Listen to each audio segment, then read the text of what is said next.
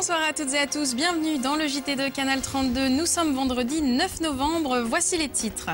Les futurs bureaux du Conseil général et le futur centre des congrès grandissent, chacun à leur rythme. Le calendrier des travaux est respecté, jusque-là les bâtiments doivent être livrés fin 2013. Visite du chantier dans un instant. Et c'est pour récompenser des années de dur labeur. Hier soir, 5 entreprises auboises ont obtenu des trophées de la part de la Confédération des patrons de petites et moyennes entreprises.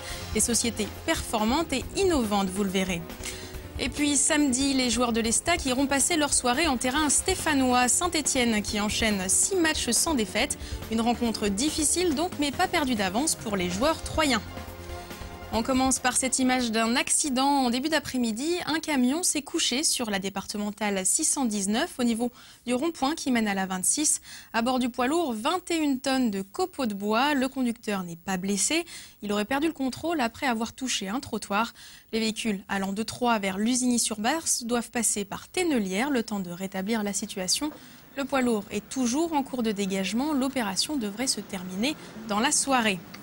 Et après les copeaux, passons aux parpaings et aux charpentes sur le chantier du Conseil général. L'extension du bâtiment et les bureaux prennent forme en plein centre-ville de Troyes. Juste derrière, le futur auditorium prend quant à lui peu à peu de la hauteur. Damien Ardois a visité le chantier ce matin, regardez l'évolution des travaux. Difficile derrière ces immenses blocs de béton d'imaginer la future extension du Conseil général et le futur centre des congrès. Les vitraux, les fenêtres en bois et l'architecture des bâtiments en général ne sont pas encore finalisés. L'intégration dans le tissu urbain se fait logiquement attendre. Il convient de ne pas juger un bâtiment alors qu'il est en cours de construction et qu'il n'est pas terminé. On ne peut que l'apprécier déjà dans sa volumétrie, dans son intégration par rapport à l'architecture de la place. Mais je me répète, le bâtiment n'est pas terminé. On a une vision de chantier actuellement. Il y a des grues, il y a des banches mobiles pour couler le béton. Il y a beaucoup de choses qui sont présentes et qui disparaîtront lorsque le chantier sera terminé. Les travaux ont démarré en juillet 2011 avec les fondations autour des 256 pieux qui soutiennent l'ouvrage. L'activité sur les 2 hectares de terrain ne faiblit pas. Le bâtiment bureau, donc le gros œuvre, c'est-à-dire la maçonnerie, est quasiment terminé. Et donc d'autres corps d'État sont actifs sur le chantier, le charpentier, le couvreur, les lots d'électricité, de chauffage, de ventilation sont actifs sur le terrain.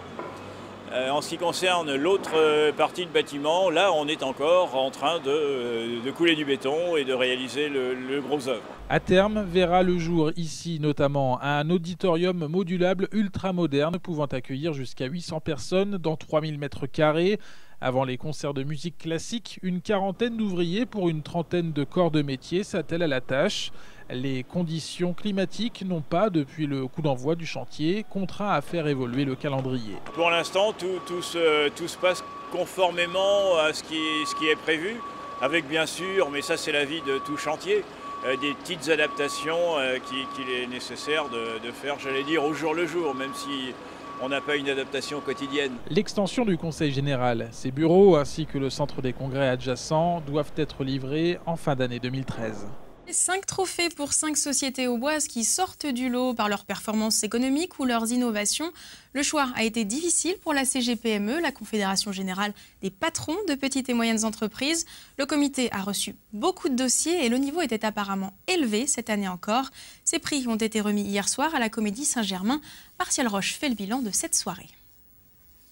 Pour la 11e édition de ces trophées des entreprises performantes, la CGPME de l'Aube avait choisi la Comédie Saint-Germain pour recevoir ses 150 invités. Un parterre d'entrepreneurs du département, mais aussi d'ailleurs, preuve du succès de ces trophées dans le monde économique. Quand on voit le nombre de personnalités présentes à cette soirée, c'est même époustouflant de pouvoir réunir autant de monde, de voir le national descendre, voir des entreprises aussi nationales venir témoigner. C'est quelque chose qui me touche énormément. 250 entreprises avaient proposé leur dossier pour 5 catégories, évaluant leur performance dans 4 domaines. La performance économique, bien sûr, mais aussi la gestion des ressources humaines, le développement international et l'innovation. Dans cette catégorie, c'est la société Milbacher, préparateur de farine à Torcy, qui rafle la mise. Une reconnaissance de son état d'esprit.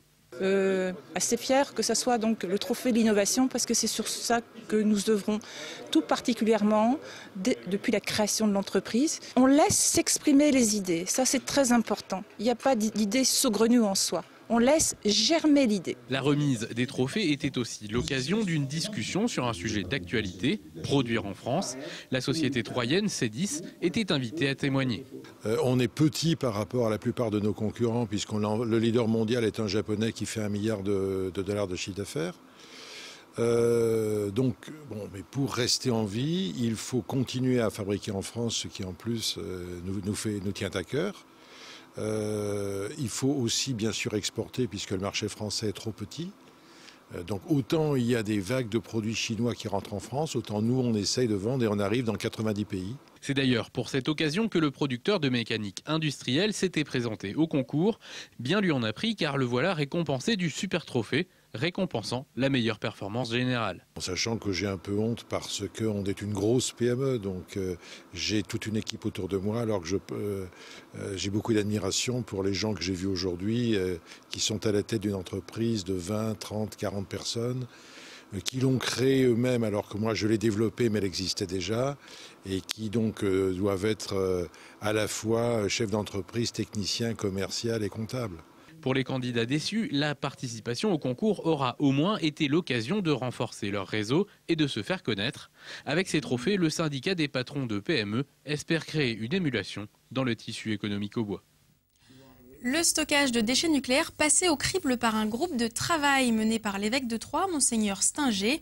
Ce groupe, composé d'une douzaine de membres, citoyens, ecclésiastiques, militants ou élus, a étudié les implications éthiques de la gestion des déchets radioactifs, notamment à propos d'un site d'enfouissement qui devrait voir le jour à Bure, dans la Meuse, à 60 km de Soulenduy. Aucune conclusion catégorique n'est tirée. Le but, alimenter le débat autour de ces enjeux, de ces déchets nucléaires, entre intérêts financiers, transparence, principe de précaution et avenir des zones. Écoutez Monseigneur Marc Singer, il est au micro de Martial Roche. Nous sommes prêts à travailler avec ceux qui veulent travailler pour faire émerger les questions que tout le monde doit se poser quand il faudra choisir, puisqu'il y aura un débat public, tout le monde aura un avis à donner. Et il faut surtout que tout le monde soit conscient du problème. Même si le citoyen moyen n'a pas une grande emprise sur la décision, mais il faut qu'il sache au moins, et que éventuellement il puisse dire quelque chose s'il en a pris conscience. S'il n'en a pas conscience, il ne peut pas dire grand-chose. En fait. Et pour en avoir conscience, il faut qu'on puisse discuter avec d'autres. Alors nous, ce groupe a préparé des documents qui veulent favoriser la réflexion et la discussion entre personnes. Il y a comme un point commun entre toutes ces personnes, c'est que ce sont tous des hommes et des femmes de bonne volonté qui ont le souci de l'homme. Enfin, c'est pas qu'ils soient croyants ou qu'ils soient pas croyants. Vous voyez, c'est pas donc quand on est entre gens de bonne volonté qui poursuivent le même but, le service de l'homme, il n'y a pas trop de problèmes pour se rencontrer. Et d'ailleurs, la synthèse du document devrait être utilisée pour des débats publics. Une expo photo a pris ses quartiers au centre Didier Bien-Aimé à la chapelle Saint-Luc. Un projet mené depuis 3 ans avec les habitants de la commune et des associations. Les chapelains ont eux-mêmes pris ces clichés du quartier Chantraigne lors de marches exploratoires, c'est-à-dire des balades entre les immeubles entre mars et septembre. Une quarantaine a été retenue pour l'exposition. L'objectif, impliquer les citoyens dans le plan de rénovation urbaine, le PRU. Écoutez Abdelkader Slimani, chargé de la gestion urbaine de proximité à la chapelle Saint-Luc. Il est au micro de Damien Ardois. On a justement voulu essayer de comprendre un petit peu leurs préoccupations, c'est-à-dire aussi bien les enfants, tout ce qui est justement embellissement, fleurissement, tout ce qui était du joli, et aussi bien les autres habitants, c'était sur les dysfonctionnements. Et quelque part, ça reste une tribune des habitants du quartier. On a traversé des quartiers qui étaient en pleine rénovation. Donc on a vu l'avant et le pendant. Donc les habitants nous expliquaient le quartier, comment il a été construit. Je parle aussi des jeunes donc, qui voient ça d'un bon œil. On essaye de pas, à travers ces actions, notamment ces marches exploratoires, leur faire comprendre ce qu'est le PRU et en même temps essayer de transmettre des messages sur ce qu'est justement le mieux vivre ensemble.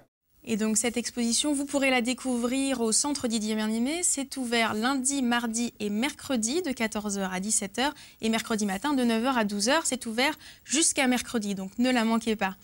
Ils ont pris la route cet après-midi direction Saint-Étienne. Les joueurs de l'Estac rencontrent les Stéphanois samedi à 20 h au stade Geoffroy-Guichard. Un stade réputé pour sa chaude ambiance.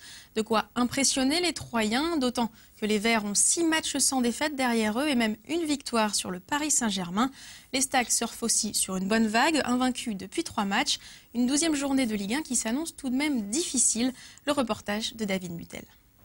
Une nouvelle fois cette semaine, Jean-Marc Furlan a dû se gratter la tête au moment de composer sa défense. Avec la blessure de Saunier, le coach troyen est encore obligé de changer sa base arrière. Collin, Rincon, Jarja et Nsakala composeront donc la 7e défense différente cette saison en 11 matchs de championnat. Je pense sincèrement que si on avait une défense stable depuis 2 ans, on aurait fait des résultats bien